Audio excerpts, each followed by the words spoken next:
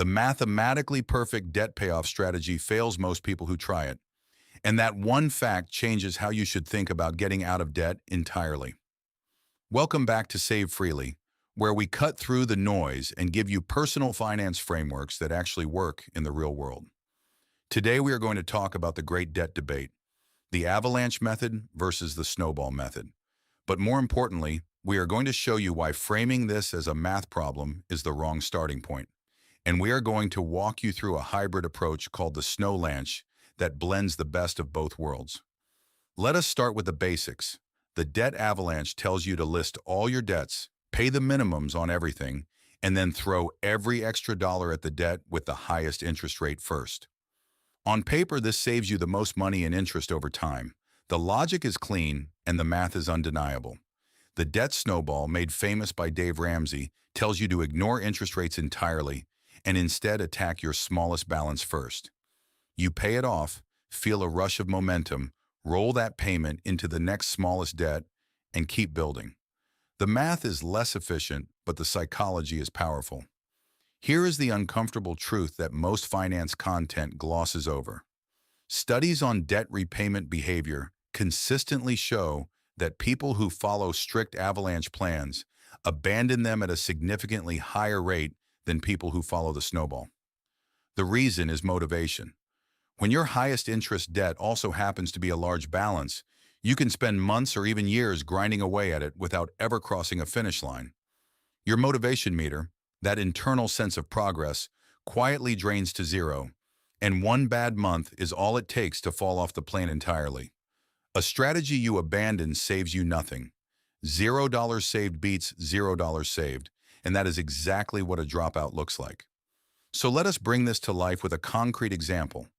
Imagine you have three debts: a store card with a balance of roughly $1,800 sitting at a very high interest rate, a credit card with a balance of around $4,200 at a high rate, and a car loan with a balance of around $11,000 at a much lower rate.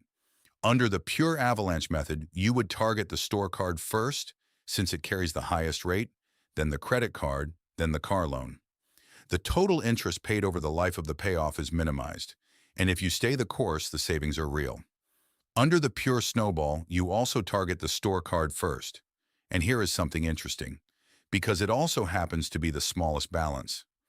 In this particular example, the first step is identical, but then the snowball sends you to the credit card next, while the avalanche also sends you to the credit card next. In this three-debt stack, the two methods actually overlap heavily in the early stages. That is not always the case, but it illustrates something important. The gap between the two methods in real-world debt stacks is often smaller than people assume, especially when the highest rate debt is also a smaller balance. The real divergence comes when you have a large, high-interest balance sitting alongside small, low-interest ones. That is where the avalanche demands patience and the snowball delivers wins. Now let us talk about the Snowlanche. The Snowlanche is not a new financial product or a trademark system. It is a decision framework that asks you to evaluate each debt on two dimensions: the psychological drag it creates and the interest cost it carries. Here is how it works. First, list all your debts with their balances and interest rates. Second, identify any debt that is both relatively small in balance and carries a high interest rate.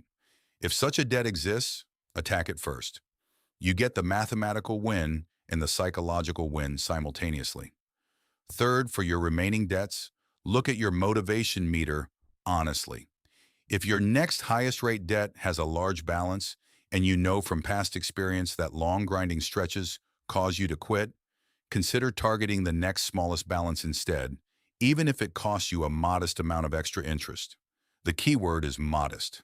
If knocking out a small, low-rate debt first costs you a small amount of additional interest, but keeps you on the plan for an extra year, that trade is almost certainly worth it. Fourth, once you have built momentum and your debt stack is smaller, switch fully to avalanche logic for the final stretch.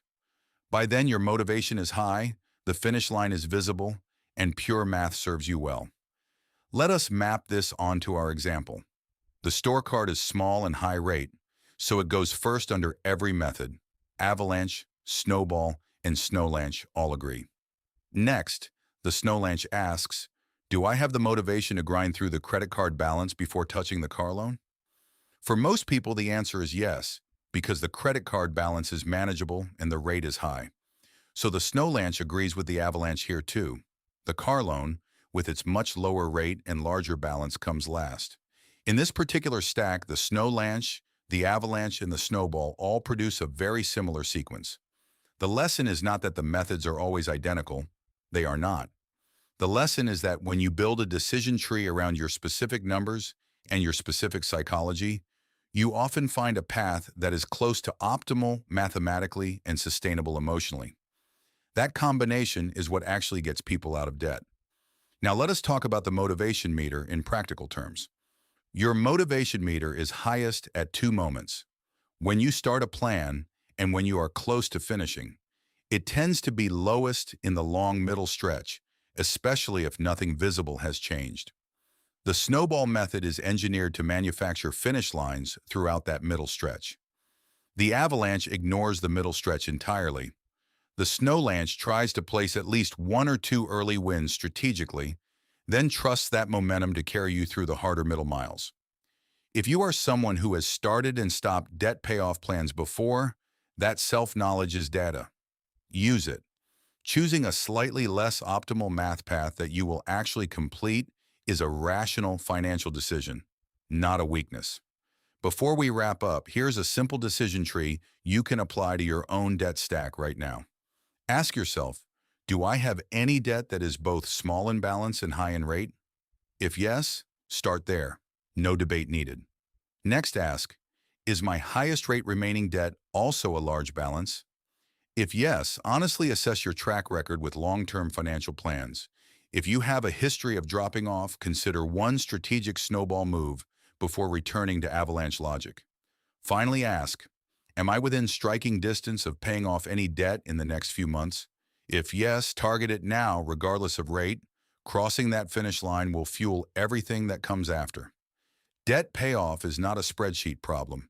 It is a human behavior problem that happens to involve spreadsheets. The best plan is the one that accounts for both. If this framework gave you a clearer picture of your own debt strategy, follow SaveFreely for more calm, clear, and honest personal finance content. We post regularly, and we always keep it real.